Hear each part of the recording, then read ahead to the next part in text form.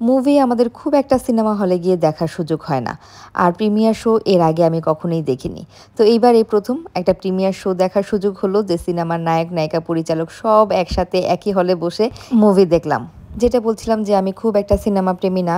Cinema হলে গিয়ে আমার খুব একটা মুভি দেখা হয় না। একটু সময় সুযোগ পেলে মাঝে, মাঝে Netflix এ মুভি দেখি, তাও একদম খুব কম, হয়তোবা বছরে ১ টা। প্রিয় এত যন্ত্রণা করে, মানে ও ২-৩ ঘন্টা এক জায়গায় বসে আমি কোনো একটা মুভি দেখব, এটা তো চিন্তাই করতে পারি না। লাস্ট মুভি দেখেছিলাম হচ্ছে 'পরাণ', সিনেপ্লেক্সে দেখেছিলাম। তো এরপরে আর কোনো মুভি সিনেমা হলে এসে দেখা হয় নাই। তো মেঝো ভাবি হচ্ছে কবে থেকেই বলতেছিলেন যে আমরা সবাই একসাথে মুভি দেখব। ভাবি আবার খুব মুভি দেখতে পছন্দ করেন। তো আর কি, ভাবির মন রক্ষার্থে আমরা বাসার সবাই মিলে চলে আসছি। বরাবরের মতোই যমুনা ফিউচার পার্কে আসলে আমরা এটার আগামাথা খুঁজে পাই না। শুধু আমি না, ভাবিরও নাকি সেম জিনিসটাই হয় যে যতবারই এখানে আসা হোক না কেন, এটার আগামাথা খুঁজে পাওয়া যায় না। তো ফাইনালি আমরা অনেক খোঁজাখুঁজির পর ব্লকবাস্টার খুঁজে পেলাম। আর এই তো হলে ঢোকার সাথে সাথেই হচ্ছে প্রিয়কে পপকর্ন কিনে দিতে হবে। যাই হোক, পপকর্ন খাওয়া ছাড়া তো মুভি দেখা জমেও না। আর আমরা সেদিন গিয়েছিলাম হচ্ছে শ্যামকাব্য দেখতে। এটা যে প্রিমিয়ার শো ছিল এটা আমাদের জানা ছিল না। যাই হোক, আমরা হচ্ছে আগের দিনই টিকিট কেটে রেখেছিলাম যে বাই চান্স যদি আমরা আবার টিকিট না পাই তাহলে আবার আমাদের শো মিস হয়ে যাবে। তো আমরা একদম অন টাইমে হলে এসেছি।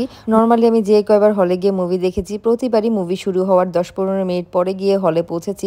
কিন্তু এইবারই এমন হলো প্রথমবার যে আমরা একদম অন টাইমে হলে, মানে মুভি শুরু হওয়ার আগে আগেই চলে আসছি। মানুষজনও নাই, সব একদম ফাঁকা।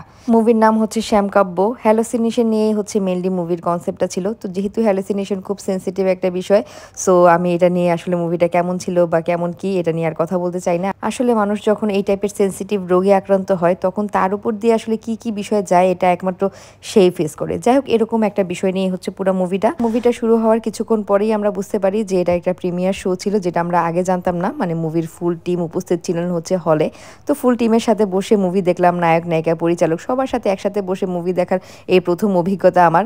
তো মুভি শেষ হওয়ার পর হচ্ছে একটা প্রেস কনফারেন্স হলো। তো মুভির পরিচালক টিম হচ্ছে মুভি নিয়ে বিভিন্ন কথাবার্তা বলছিলেন। মেন কথা হচ্ছে আমার কাছে মনে হয়েছে এটা আসলে খুবই সেনসিটিভ ইস্যু।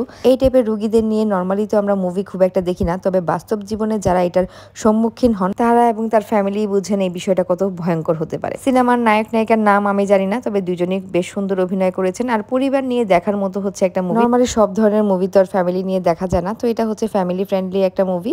আর ভালো লাগা না লাগাটা হচ্ছে সম্পূর্ণই যার যার ব্যক্তিগত, যে কারো কাছে ভালো লাগতে পারে, কারো কাছে আবার ভালো নাও লাগতে পারে। একটু ভিন্ন ধরনের একটা মুভি। আমার কাছে বেশ ভালো লেগেছে যে ফ্যামিলি সহ আমরা সুন্দর একটা মুভি দেখতে পেরেছি। লাস্ট মুভি দেখেছিলাম 'পরাণ', সেখানে হচ্ছে আমার আম্মু আব্বু, আমার ভাইয়ের শ্বশুর শাশুড়ি সবাই মিলে দেখেছিলাম। তো এরপরে হচ্ছে এখানে দেখলাম আমার ভাসুর যা সবাই একসাথে মিলে। পরিবার সহ এখন বাংলা সিনেমাগুলো দেখার মতো হলে পরিবেশ তৈরি হচ্ছে, এটা কিন্তু বাংলাদেশ চলচ্চিত্রের জন্য বেশ বড় একটা ভালো দিক।